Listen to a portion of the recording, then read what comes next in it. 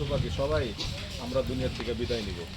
তো বিদায় নেওয়ার আগে আমাদের কিছু করণীয় আছে, বা আমাদের প্রত্যেক মানুষ মুমিন মুসলমান যারা আমরা দাবি করি, আমরা যারা মুসলমান দাবি করি, আমাদের কিছু জিনিস আমাদের করণীয় আছে। সেটা হচ্ছে আল্লাহ রাব্বুল আলামিন বলছেন যে তোমরা কবর দেশে আসার আগে তোমাদের সামানা জোগাড় করে তোমরা কবর দেশে আসিও।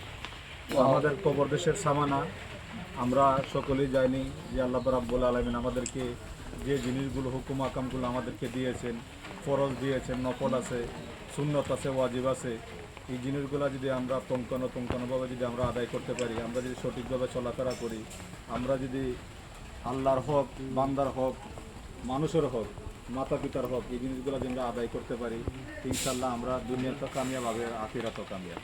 ঠিক কিনা? সুতরাং আমরা দুনিয়া মেজে যেতে চলে যাব, আমাদের ঠিকভাবে আমরা সকলেই আমাদের নামাজ, ফরজ যে ইবাদত বন্দেগী আমাদের নামাজ, এটা আমাদের করতে হবে। যদি কেউ যদি নামাজ যদি ঠিক টাইমে না পড়ে, তাহলে তার জন্য কিন্তু কবরের ভিতরে হাজার হাজার বছর কিন্তু তার দুর্যোগে জ্বলতে হবে। এই জিনিসটা আমরা আমাদের যদি একদিন দাঁত ব্যথা হয় বা আমাদের চোখের ব্যথা হয়, শরীরে কোনো ব্যথা হয়, আমরা শুনতে সারা রাত্রে ঘুমাইতে পারি না।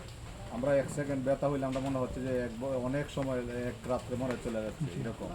আর কবর দেশের যে শাস্তি বা কিয়ামতের ময়দানে আমাদের যে শাস্তি, ফুলসিরাতে পারে যে আমাদের যে কঠিন মুসিবতের সমাজে আমাদের ফুলসিরাত পার হওয়া, মিজানের পাল্লায় পার হওয়া, এই জিনিসগুলো আমাদেরকে আমরা ছোটোবেলার থেকে আমাদের হুজুররা বলতেছেন, ওয়াজ নসিহত আমরা শুনি, কিন্তু এটার যে সামানা কীভাবে আমরা নিব, এটা কিন্তু আমরা অনেক ব্যাপারে আমরা কিন্তু উদাসীন।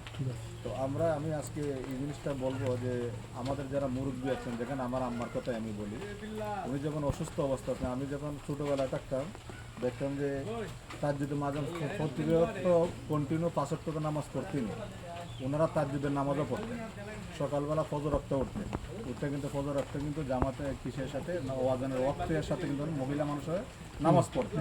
কিন্তু এখন বর্তমান সমাজে কিন্তু আমাদের যারা মা বোনরা আছে, এরা কিন্তু এটা কিন্তু আস্তে আস্তে উঠে যায়। শহরের মতন আমরা সবাই 9টা 10টায় 8টায় ঘুম থেকে উঠি। এই যে আমাদের আস্তে আস্তে ইমান বিলুপ্ত হয়ে যাচ্ছে।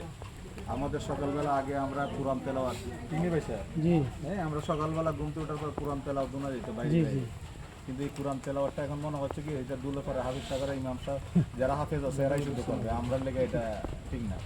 তো যাই হোক, আমরা যাতে আমাদের ছেলে মেয়েগুলোরা শুধু টাকা পয়সা দিয়ে বড় লোক না বানাই, কারণ রিজিক আল্লাহ যেদিন মানুষকে সৃষ্টি করছে, এই দিনে কিন্তু আল্লাহ পাক রব্বুল আলামিন এর আগে কিন্তু রিজিক সৃষ্টি করে রাখছে। সুতরাং রিজিকের পিছনে না দৌড়াইয়া যিনি রিজিকের মালিক ওনার পিছনে আমাদের দৌড়ানো দরকার।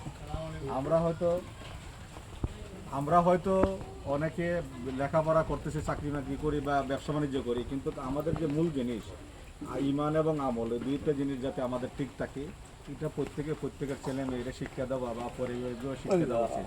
যেমন কোরআনের মধ্যে আছে, আনফুসিকুম আহলিকুম নার, আগে তোমরা নিজে বাঁচো, তারপর পরিবার পরিজনকে বাঁচাও। কোথার থেকে বাঁচাও? দুজকের আগুন থেকে। আমি বাঁচলাম, আমার ছেলেদেরকে আমি শিক্ষা দিলাম না, আমি বাঁচলাম, আমার পরিবারকে আমি শিক্ষা দিলাম না, নামাজের তাগিদ দিলাম না, ছেলেকে শিক্ষা দিলাম না। ছেলে আমার কথা, আমি যখন ওকে ছোটোবেলা থেকে নামাজের কথা বলবো, যখন নামাজমুখী হবে, বড় হলেও কিন্তু কোনো খারাপ কাজ করবে না, কোনো অন্যায় করবে না, মা বাবার সাথে বেয়াদবি করবে না। সুতরাং আমাদের মা বাবার গার্ডিয়ানদেরও দায়িত্ব আছে, বড় ভাইয়ের দায়িত্ব আছে ছোটো ভাইকে বোঝানো, ছোটো ভাইয়ের দায়িত্ব আছে তার বোনকে বোঝানো।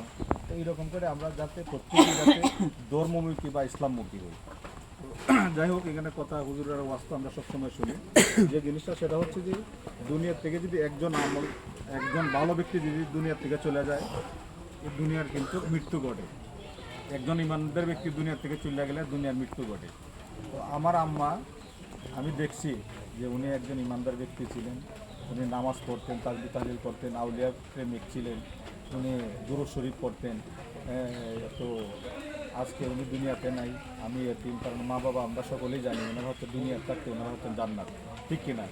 আল্লাহ রাসূল সাল্লাল্লাহু আলাইহি ওয়াসাল্লাম বলছে যে যে ব্যক্তির মা বাবা জীবিত আছে তার 2টা জান্নাত জীবিত আছে।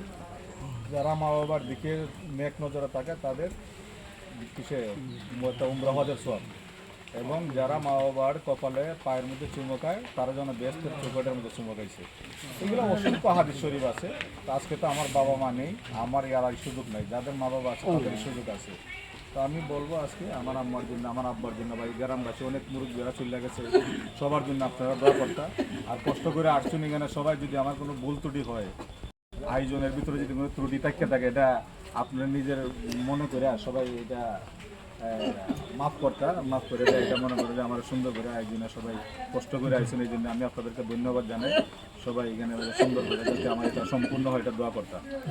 আর বিশেষ করে আরেকটা জিনিস, আমার দুই ভাই প্রবাসে থাকেন, ওনারা আজকে নাই, আজকে থাকলে হয়তো আরও ভালো হতো। ওরা বাহির থেকে ওরা ছটফটি করতেছে যে ওরা মার কিসের মধ্যে আসতে পারে নাই, জানাজার নামাজ আসতে পারে নাই, পড়ানোতে আসতে পারে নাই। এরকম আমাদের গ্রামের অনেকই মানুষ অসুস্থ আছে, বাহিরে আছে, প্রবাসী আছে, সবার জন্য পুরা গ্রামবাসীর জন্য সবাই দোয়া করতে।